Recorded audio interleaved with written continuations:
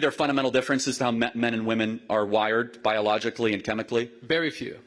Very few. Occupation of the trans zealots, that if you misgender somebody, you could lose your entire career. That if you drive over a pride flag, it is a hate crime punished by the Department of Justice. But if you burn an American flag, they call it free speech. What's going on, everybody? Welcome back to the channel. Hope all's good wherever you are. In this video, we have Charlie Kirk, our boy, debating at woke university students on transgenderism.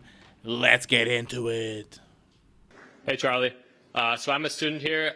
Just going to start off and say that I disagree with you on a lot of things, and specifically I'd like to ask about how you and the people you associate with, the people you provide a platform for, often say things that are a lot of rhetoric that's definitely against the LGBT community, like the comedian on here earlier who was making fun of a trans person. And I'm just wondering, how do you feel that this kind of rhetoric, pushed primarily by the right, maybe influences the phenomenon that are observed, such as LGBT people having higher rates of suicide? How do you think that that might play into this? Not at all. They should get tougher. Really? Life is tough. Let me ask the question. Are a bunch of Christians committing suicide because of all the anti-Christian films, music, and jokes that have permeated Hollywood the last 30 years? What anti-Christian media? Like everything?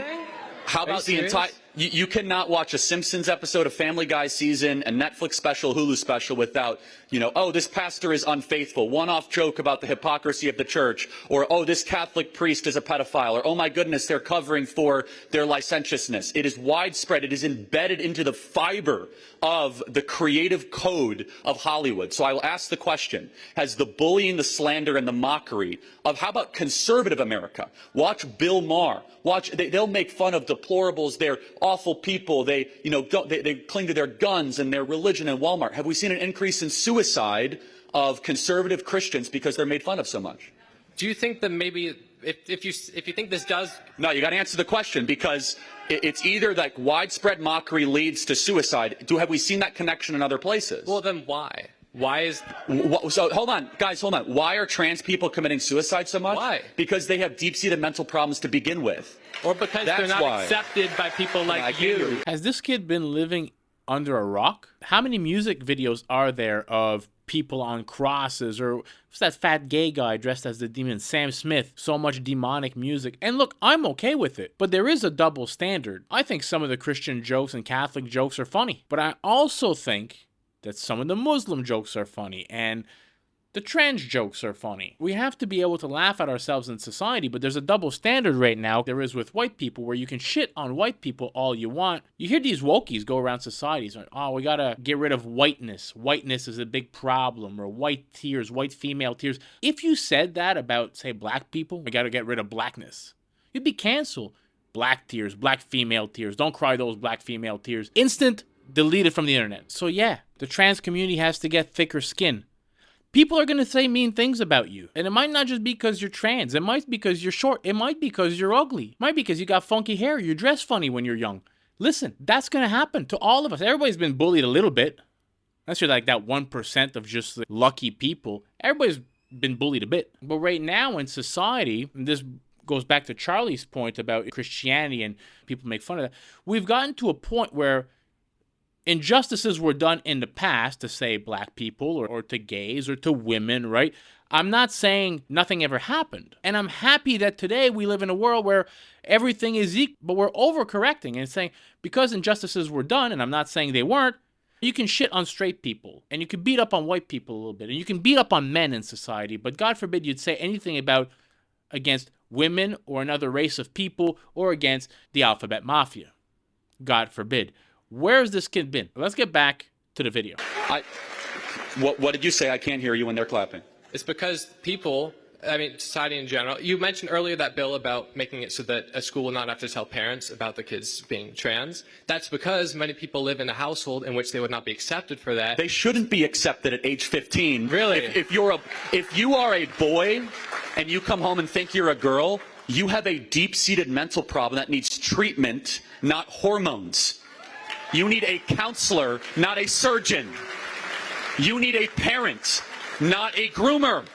If you come home and say, as a 15-year-old boy, and say, I think I'm a girl, you need someone to say, I love you enough not to accept your lie. So let me ask you a question. if someone came to you and said, I am anorexic and I'm going to want liposuction, should we give it to them? If they're an adult, sure. Wait, That is, I don't know exactly what that involves. Hold on. So do you know what liposuction is? I know it's a fat reduction surgery. I don't know exactly. Yeah, so someone who's anorexic thinks they're fat when in reality they're starving themselves to death. That's okay. So let's just, I want to make sure we're morally clear here. No, it would be important to recognize that that's not a solution, but it's also... Oh, okay. So it's okay to intervene and say that certain medical interventions are bad for the patient. Hold on. I think there's a distinction between medically transitioning and accepting different gender roles. Gender roles are definitely not based in biology. They've changed so much over the centuries. Oh, no. You're changing the topic. We're talking specifically about, you mentioned parental consent, how we're mocking trans people, how it's hurting them. I was not talking about biological transitioning. I'm talking about people identifying... You can't biologically transition. You can only castrate yourself. That's not what I'm talking about. I'm talking about transitioning is a fiction. Identity. No matter how much surgery you get, no matter how many drugs you take, you're still a man, you're still a woman, period. You stay the way that you are. You can look different. Why? You can't change your chromosomes. Yeah, but that's not what defines a man or a woman. So let's get to it. Hold on. What is a woman?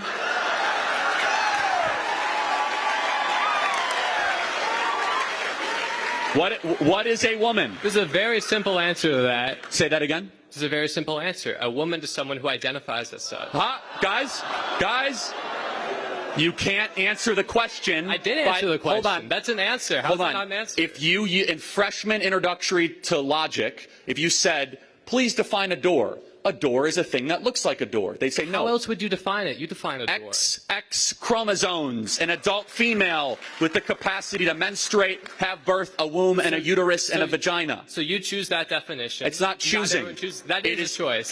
Language is a choice. Language is not based on biology. So you choose words. Before we descend too far into your postmodernist chaos, let me ask you another question. In the human species, what categories are there between male and female?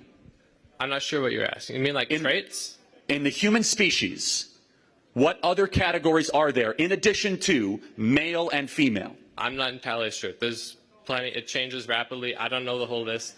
There's intersex. People are born with parts so has that there are ever been an ambiguous. intersex person that has the capacity to impregnate themselves? No. So they either have sex organs of more the female or the male, and intersex is a deformity. So it's saying like this, for example, in a normal human being, you're born with 2 arms and 2 legs. Okay. If someone's born without a leg, we don't say, oh my goodness, that changes the entire human species. And it's an exception to the rule, not the rule itself. And so intersex is a deformity of a rule. And the rule is very clear that there is male and female. Even intersex people will either have the capacity to procreate from male with semen or with women with an egg. So the question I will go back to, biologically, socially, culturally, environmentally, whatever you want to call it, what other categories besides male and female in the animal kingdom of Homo sapiens are there? Biologically, you could say that there are essentially no more, but that's biologically. And if you think about... So now we're getting somewhere. We're talking about if you identify as a man or woman, that is a choice of how you want to employ yourself in society. Now we're talking. Why is that determined about whether you have a penis or a vagina? Why does that affect what role you should have and how you should be seen by other people? Before we get to roles, do you agree there are fundamental differences to how men and women are wired biologically and chemically? Very few. Very few? Yes. Okay, so how important is, let me ask a question. How important is testosterone and estrogen differences? Important to what? How about muscle mass, bone density, Why is that what's important? Cardiovascular, but hold on. Let's just say differences of male and female differences of needs, wants, desires, attitudes, traits. Why is it that females like certain musical artists and men gravitate more towards the UFC? Why is it that a Taylor Swift concert is 99% female and a UFC event is 99% male? Were they told from a young age, you must like combat sports and you must like pop singers that only sing a certain way? Certainly. Or is it that maybe there's something biological that resonates more with what Taylor Swift is presenting and more with the, honestly, brutal hand-to-hand combat that you'd see at the UFC? How can you not recognize that any of this is social? Pop music, all music is a social phenomenon. That's not rooted in our biology. How can you say that a certain genre of music is inherently masculine? That's fair. So then answer me a question. Can you point to a single instance of when there was a controlled variable study of when a child was given a different gender than the sex one, than what they were given at sex, and they were able to live a full, mature, and flourishing life. What do you mean given a gender? Meaning, for example, you know about the John Money experiment where they had identical twins, and one of the kids tragically had basically his genitalia seared off, and John Money, do you know who John Money is? No, I'm not familiar with this experiment. Okay.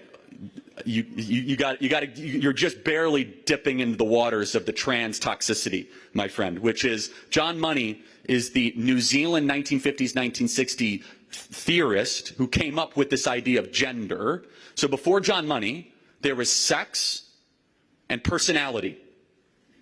So, for example, we have 2 sexes, 0 genders, unlimited personalities.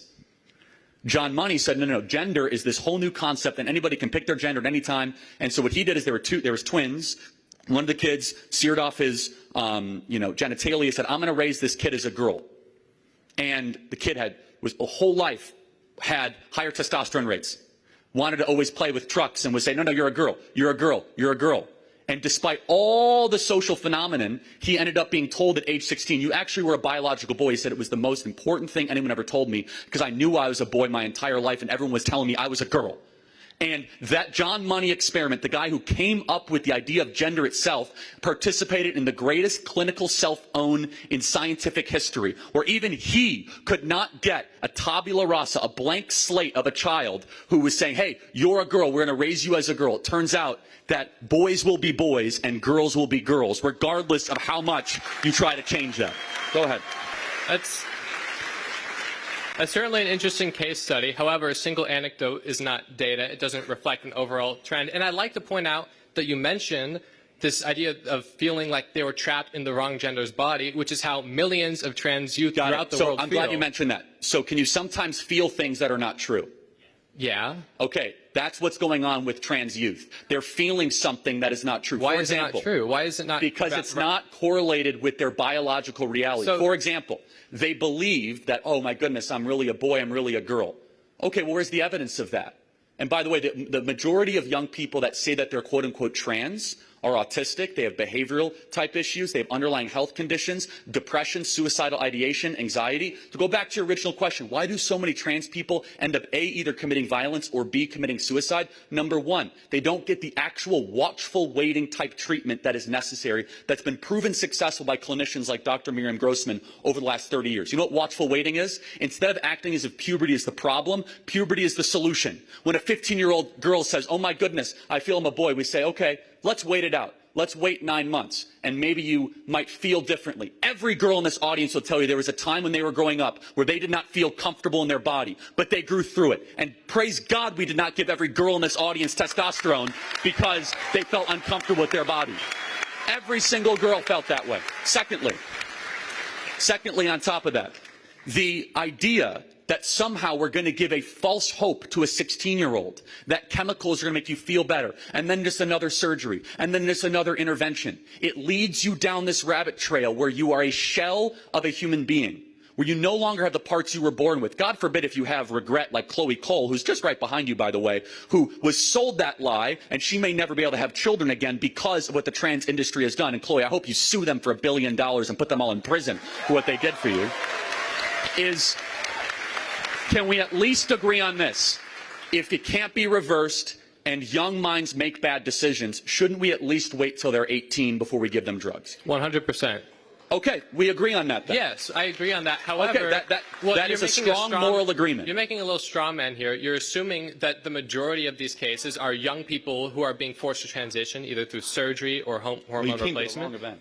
In the vast majority of these cases, that's not what it is. It's people either as an adult transitioning or when they're young, they're choosing to identify differently, to dress differently, to present themselves differently, not necessarily to go through a surgery or hormones. That's the minority of it. And you're confusing if a man who's a lunatic who thinks he's a woman wants to wear a dress in his home, that's never been the concern. You know what the concern is? Making me call him a woman by force and firing me or somebody from a job if I don't use the right pronoun. I have no problem if somebody has mental problems in their living room alone. So be it. Dress as Cinderella, dress as a wolf, not the problem. The issue is when you storm the HR department and say, Sam used the wrong pronouns, and I think they should be disciplined for that. And now we all have to use these pronoun markers in our bio to cater to a fringe minority that's so fragile, that is so weak, that you can't possibly tolerate the idea of somebody mispronouncing you or misgendering. Like, grow up. Like, welcome to civil, mature adult society. Sometimes, how about you go be strong enough to go confront the other person and say, use my own pronouns? But no, at the root of the LGBT movement, the T stands for tyranny. And it's, you have to use my pronouns. You have to allow me to teach your children transgender pornography. You have to allow me to allow myself into your life. It is not live and let live. At the root of trans ideology is live and let us rule. And we are currently living under the enemy occupation of the trans zealots. That if you misgender somebody, you could lose your entire career. That if you drive over a pride flag, it is a hate crime punished by the Department of Justice. But if you burn an American flag, they call it free speech. We have an entire month that is dedicated towards protecting LGBTQ pride. It's not live and let live. If it was, then they would do their own thing, we'd do our own thing. Instead, it is a grooming, proselytizing strategy of people that need to recruit because they can't reproduce.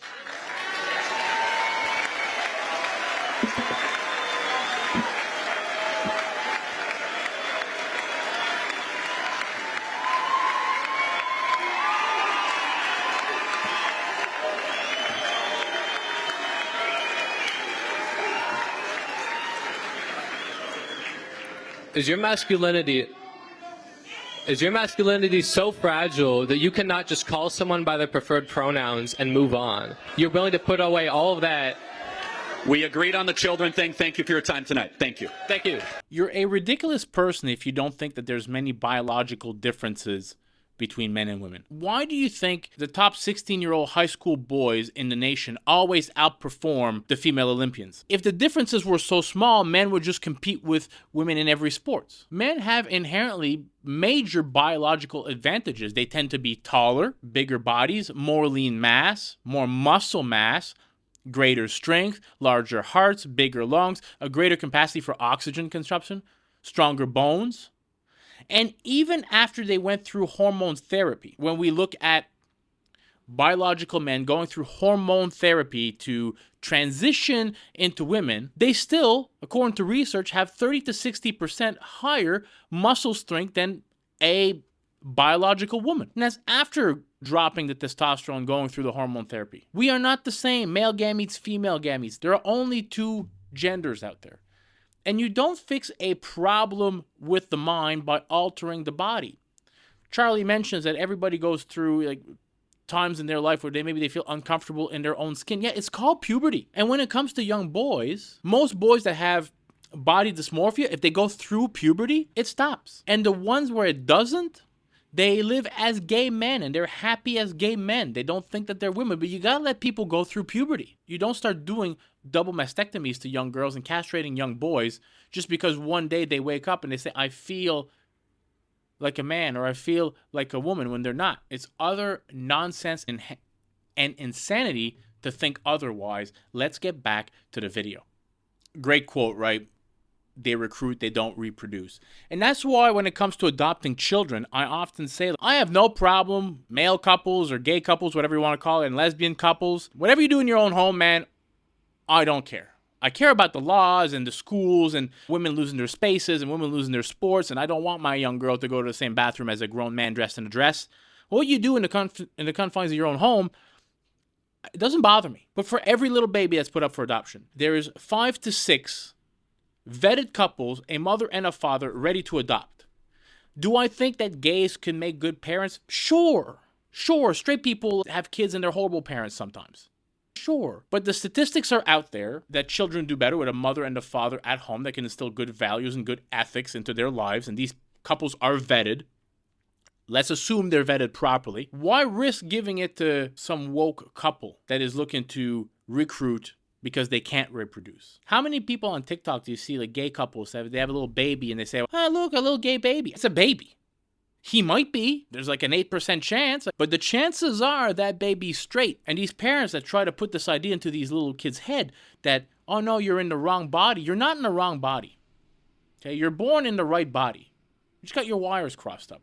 And at the same time, what we have to be teaching kids is that there's no right way to be a little boy or a little girl.